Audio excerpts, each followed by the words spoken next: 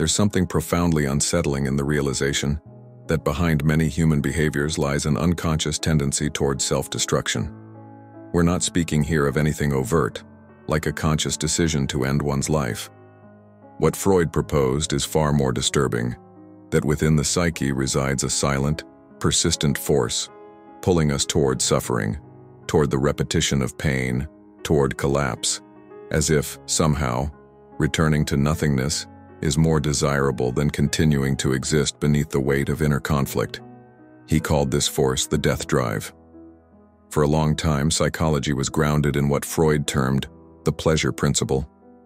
According to this idea, the human mind is primarily driven by the pursuit of pleasure and the avoidance of displeasure, a survival mechanism that instinctively moves us away from pain and toward satisfaction. It's an elegant theory, almost comforting. It suggests that pain is simply an error in the system, a flaw to be corrected. But soon enough, Freud began observing paradoxes that this duality couldn't explain. Naturally, the pleasure principle had its limitations. Freud recognized that human development introduces a second force, the reality principle. This does not replace the pleasure principle, but rather tempers it. The ego learns to postpone immediate gratification, to endure temporary discomfort in exchange for greater long-term rewards. We learn to regulate impulses, to plan, to sacrifice fleeting desires for future goals, and this makes us functional adults integrated into society. Yet even so, the central mechanism appears to remain unchanged, the avoidance of pain and the pursuit of pleasure. When the theory breaks down, this theoretical model seemed cohesive until Freud noticed something strange, both in his patients and in himself. Behaviors that defied this simple dualism, compulsive, repetitive reenactments of painful experiences, as if there were a hidden desire to relive the trauma, tormenting dreams that returned again and again, long after the traumatic event had seemingly been resolved. Patients who, standing at the edge of healing, suddenly sank deeper into their symptoms. It was as if a force was at work, one that neither sought pleasure nor obeyed reality, a force outside of logic, yearning for dissolution. Challenging his own theories, Freud asked the unthinkable. What if the mind doesn't solely seek pleasure? What if, at a deeper level, there exists a longing to return to the inorganic state, to death itself, that expresses itself through disguised forms such as guilt, repetition, failure, sabotage? This was no comforting theory. It offered no easy consolation, but it had a brutal explanatory power, because it forced us to confront what hides beneath the surface, the cycles that repeat, the patterns that assert themselves, the choices that seem to elude rational control. This is not to suggest that people consciously desire to suffer. No one deliberately chooses pain. But there are forces within the psyche that operate on the margins of will, that defy logic, that function as silent inner scripts, guiding behaviors, emotions, and thoughts. And it is into this dark interior landscape that psychoanalytic theory dares to descend. Freud's death drive. In the years following World War I, Freud proposed what is perhaps the most radical concept in psychoanalysis. Through his observations of repetitive suffering, he introduced the existence of a drive, or instinct, that does not aim to preserve life or seek pleasure, but instead moves toward disintegration. A force that acts silently and autonomously, pushing the psyche toward inertia, toward a final release, toward a return to the inorganic. He named this force the death drive, Todestrieb, in contrast to the life drives, Eros. What does this mean in practice? It means not all our actions serve self-preservation, that something within us does not merely wish to live, but to vanish. A longing to stop, to cease, to return to the pre-life state of non-existence. This impulse manifests indirectly, through self-destructive behavior, through addictions that bring no real satisfaction, through decisions that doom us to repeat destructive patterns. These are acts that defy the logic of well-being, revealing something deeper than the will to live, the desire to end. Freud introduced this idea in his essay, Beyond the Pleasure Principle, 1920. overturning much of his previous theoretical model. He even declared provocatively that the aim of all life is death. He believed this death drive could be turned outward, expressed as aggression toward others, or turned inward, resulting in self-harm or suicidal urges. His clinical findings led him to this conclusion. He observed that individuals who had experienced trauma often had an unconscious tendency to reenact it or return to it compulsively. For example, soldiers returning from World War I reported dreams in which the horrors of war played out repeatedly, rather than being forgotten. Freud concluded that human beings harbor an unconscious wish for death, though it is typically balanced by the instinctual drives of life. He phrased it this way: the compulsion to repeat is more primitive, more elementary, more instinctual than the pleasure principle, which it overrides. This theory has always been controversial. Many later thinkers saw the notion of a death instinct as excessively pessimistic or unverifiable. Yet for Freud, it was the only logical way to explain the irrational, the only lens through which one could understand why certain individuals seem to act against their own well-being, as if an invisible force were steering them toward ruin. The repetition compulsion. One of the most enigmatic phenomena through which the death drive reveals itself is what Freud called the repetition compulsion, Wiederholungsdrang. At first glance, repeating a painful experience may seem like a malfunction, a glitch in the system, a psychological short circuit. But from a Freudian perspective, repetition is not a flaw, it's a function. The unconscious, unlike the rational mind, does not operate in linear logic. It doesn't learn from experience the way we assume it should. It doesn't evolve through life lessons. It repeats. And it repeats because it's trying to say something, trying to process something it hasn't yet digested. The language of the unconscious is not words but actions, reenactments, symbolic returns. Freud described it this way: the traumatized mind, instead of recalling an event consciously, is compelled to relive it in the present, as though it were happening all over again.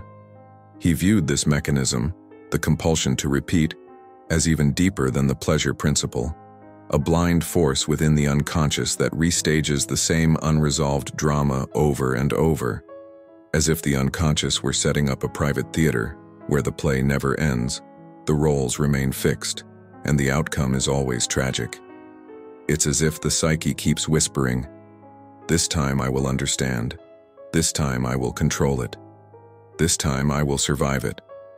But it cannot, because the trauma that birthed the script exists outside of time, frozen in the unconscious structure, and until it's brought into awareness, it demands repetition, like a ghost that will not rest until it's seen. Freud's clinical observations. Freud documented this phenomenon clinically. He identified patterns that simply couldn't be explained by the logic of seeking pleasure, avoiding pain. Instead, he saw evidence of a force operating beyond pleasure. He cited multiple examples. Children replaying trauma through play. Freud observed his own grandson, around 18 months old, playing a peculiar game known as Fort Da. The child would throw a spool away saying "Fort," gone, and then reel it back with "Da," here. This wasn't just play.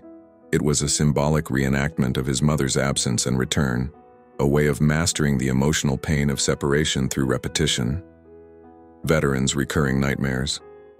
Soldiers returning from war often relived traumatic events in their sleep, experiencing the same horrors night after night. If the mind seeks only pleasure, why would it repeatedly return to trauma? Haunted by fate. Freud described people who seemed cursed by their own decisions, repeating destructive patterns in relationships, careers, and health. It was as if they were possessed by an unseen force, driven to reproduce the very scenarios that hurt them most. Repetition in therapy itself. Freud noticed that when his patients brought buried pain to the surface, they often didn't remember it clearly. They reenacted it. They didn't just tell their stories. They lived them again, right there in the therapeutic space.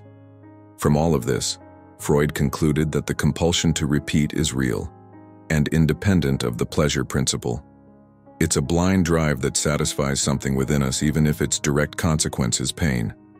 He wrote, "No lesson seems to be drawn from the experience that these actions lead only to suffering, yet they are repeated under the pressure of compulsion." The role of unconscious guilt. Freud also noticed that repetition is often tinged with self-punishment, as though the psyche carries unconscious guilt for our desires, our failures, our transgressions, and seeks retribution through pain.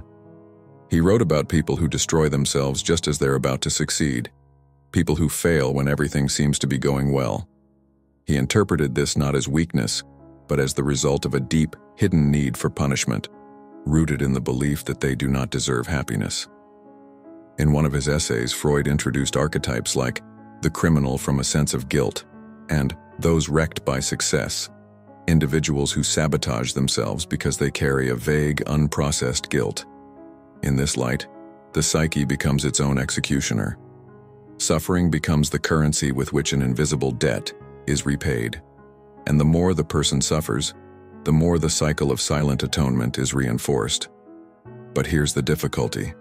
This cycle cannot be broken by will alone. It's not enough to say, "I don't want to suffer anymore." The real question is, why does the pain keep returning? What scene is being replayed? Which original wound is being updated over and over? And most importantly, what is this repetition trying to communicate? Addicted to pain, when suffering becomes identity. Over time, pain can stop being just a symptom and become a place, an internal space that feels familiar, inhabitable, almost comfortable in a twisted way. There exists a silent, deep phenomenon, often invisible even to the one experiencing it: addiction to suffering. Not in the crude sense of enjoying pain, because no one truly enjoys suffering, but in the structural, psychic sense, where repetition shapes the ego itself, where pain becomes not only familiar, but foundational. Freud observed that in many cases, suffering was not simply the result of internal conflict. It was the very foundation of the ego, a fragile self constructed atop experiences of abandonment, humiliation, or rejection, which silently come to define a person's sense of self. When this self-image crystallizes, abandoning pain becomes a threat, because for the psyche, letting go of suffering feels like letting go of who you are. This explains why many people, even after long periods of progress, relapse just as they begin approaching a healthier life. It's not about weak will or flawed character. It's the fear of losing the self that only knows how to exist through pain. The psyche forms unconscious attachments to pain. It needs it in order to feel real. And so, like a substance addict, the person returns to what destroys them, not because they want to suffer, but because they no longer know who they are without it. When childhood pain becomes the blueprint. This psychic structure is especially common among people who grew up in chaotic environments, where affection was conditional on suffering, where love came wrapped in guilt, where recognition was earned through sacrifice. In such environments, the child learns that to be seen, they must suffer. Pain becomes associated with care, with presence, with attention. The mind inscribes this lesson into the unconscious, and it guides adult life silently, without the person even realizing it. As trauma expert Bessel van der Kolk wrote, "We form strong emotional bonds even with those who hurt us, confusing pain with love." And so, someone who grew up believing love equals suffering may unconsciously seek out abusive partners or degrading situations, not because they want to be harmed, but because these experiences feel familiar. They affirm the story the person already knows about themselves. Who am I without my pain? When pain becomes part of your identity, especially from a young age and reinforced through repetition, then the idea of living without it becomes terrifying. Because if the pain goes away, what's left? Who am I without my wound? These questions are neither simple nor pleasant, but they are essential if we are to hope for change. Even Freud himself wrote in a letter that the neurotic suffers from the conflict between pleasure and punishment. That sentence encapsulates the inner world of those trapped in this logic. a sincere longing for happiness, freedom, and lightness, but also a diffuse guilt, a belief that one doesn't deserve these things.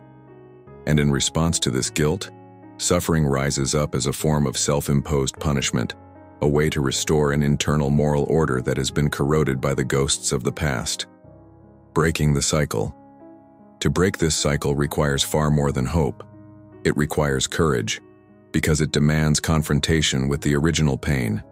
It requires us to ask, who am I without my suffering? What remains when the pain is gone? What identity lies behind the wound? These aren't rhetorical questions. They are psychic challenges, and only by facing them can we begin to dismantle the internal architecture that ties our worth to our pain.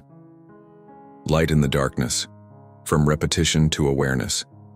If there truly is a force within us that longs for pain, that insists on repetition, that clings to the identity forged by trauma, then is there any hope of liberation?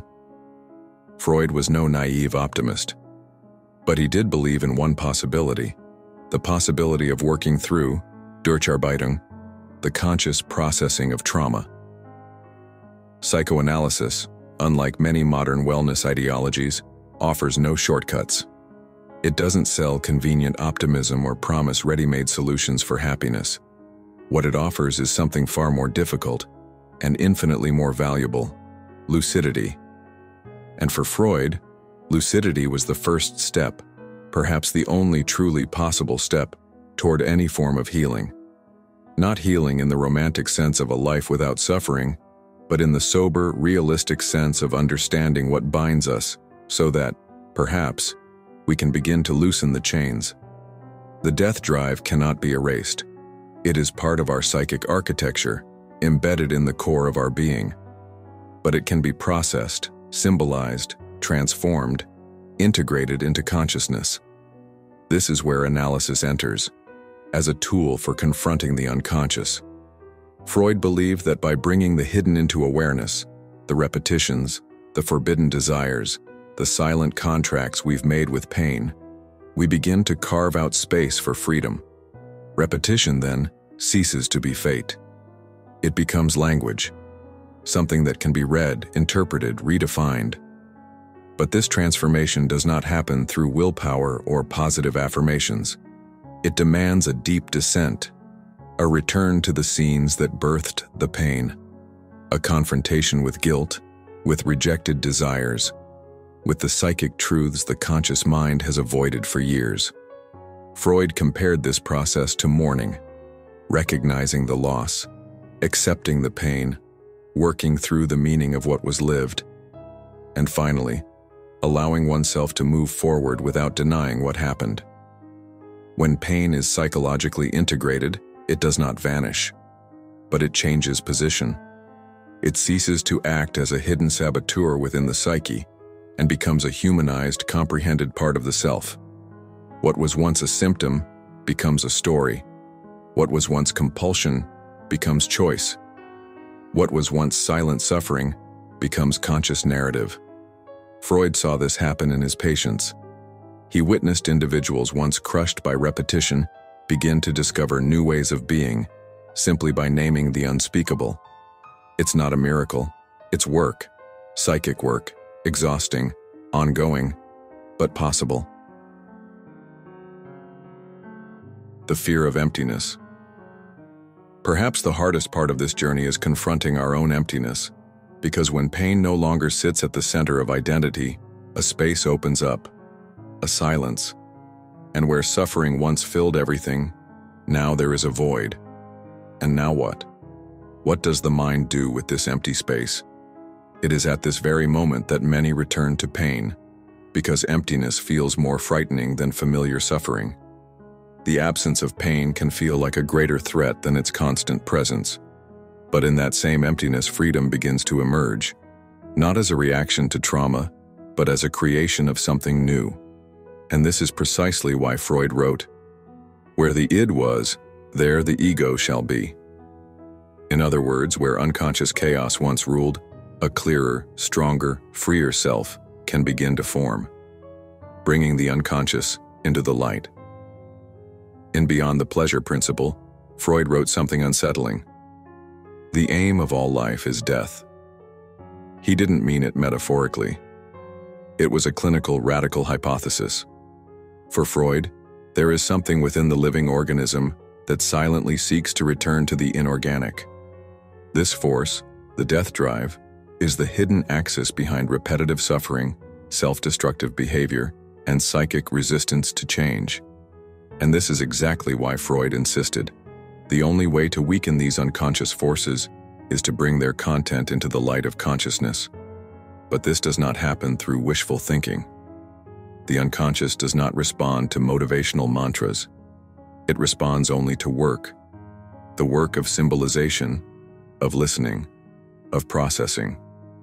This means we must look at our pain not as something to eliminate, but as something that carries meaning, even if that meaning is not yet clear. When you find yourself repeating, it is not weakness. It is the psyche enacting something it has not yet been able to process in words. Pain becomes a code, and deciphering it is what allows compulsion to transform into awareness. It is here that something truly begins to change, not from the outside in, but from the inside out. A different kind of freedom. The person who begins to see their patterns, who recognizes the emotional roots of their repetition, who faces their unconscious guilt, begins to claim a different kind of freedom. Not a perfect freedom, but a possible freedom, because it is born from lucidity. And with lucidity comes responsibility. Because once you understand where your pain comes from, you can no longer blame fate or others alone. You see that there is an internal script, and that it can be rewritten. Not by erasing the past, but by understanding it in depth. Where the id was. Psychoanalysis does not promise salvation, but it does offer this rare and difficult possibility. To turn the question, why does this always happen to me, into, now I understand why I made it happen. Where the id once ruled, those wild, unconscious forces, the ego can begin to step in. Not to dominate, but to recognize, to translate, to care for what was once unspoken. As Freud said, it is a work of civilization upon the self. Slow, painful, like draining an ocean, but it creates new land upon which something entirely new can be built. In the end, the more of ourselves we illuminate, the less the unconscious dictates our script. And perhaps, by staring directly at what causes us pain, something within us may finally stop repeating it. Because as one famous saying in psychology goes, what is not made conscious returns as fate, and its inverse is just as true. What is understood can finally begin to change.